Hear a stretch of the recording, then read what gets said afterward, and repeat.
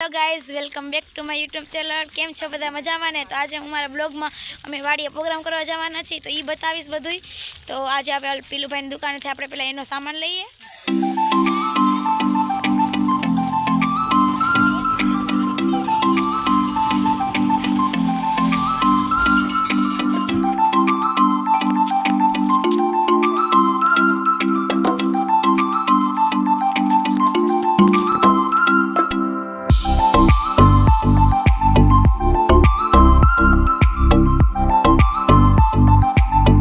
છે ગાઈસ, પણ બહુ તડકો છો સિરિયસલી. તો અમે વાડીના રસ્તે હાલીને જઈ રહ્યા છીએ. તો આ બધા મારા મિત્ર બધા હાઈ કરી દો. હાય. જો હવે આપણે જઈએ, પછી વાડીએ જઈને પ્રોગ્રામ બનાવીને અસલ એન્જોય કરીએ, મોજ મસ્તીને મજા કરીએ.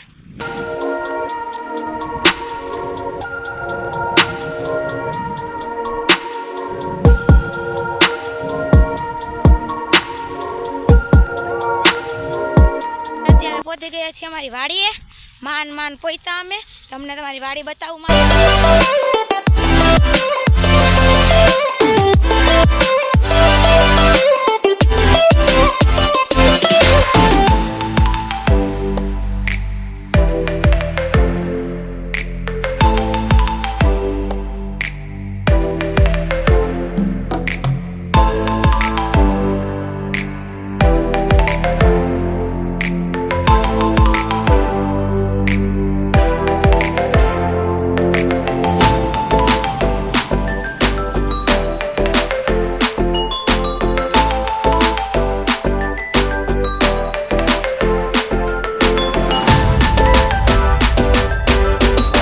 સામાન બધા આવી ગયા છે અને આ બધા જોઈ શકો છો તમે, ભેળ બનાવી રહ્યા છે.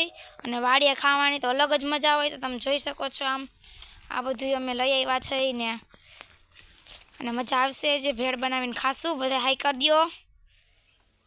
તો અત્યારે અમે જાય છીએ કોથમી તોડવા, ભેળમાં નાખી તો કે સ્વાદ મસ્ત આવે, તો આપણે એ ટ્રાય કરીએ. હવે તમે મારી બેન યશવીને તો ઓળખો જ છો, મેં ઓલા મંદિરવાળા બ્લોગમાં એને મળાવી હતી. તો યશવી, હેલો ગાઈઝ, તો ચાલો આપણે કોથમી તોડવા જઈએ.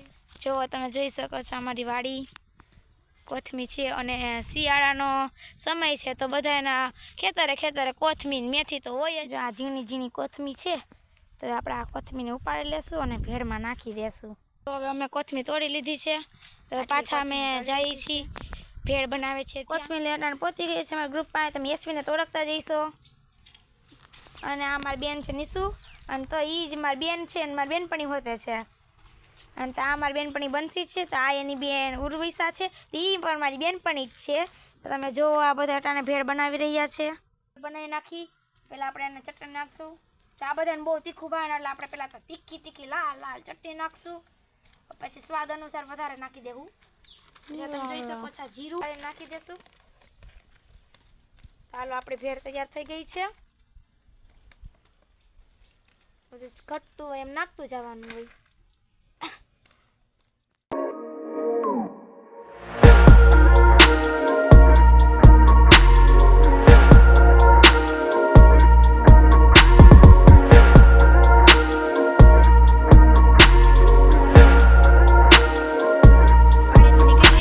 અમારા નવા વિડીયો જોવા માટે મારી ચેનલ લાઈક શેર અને સબસ્ક્રાઈબ કરી દો.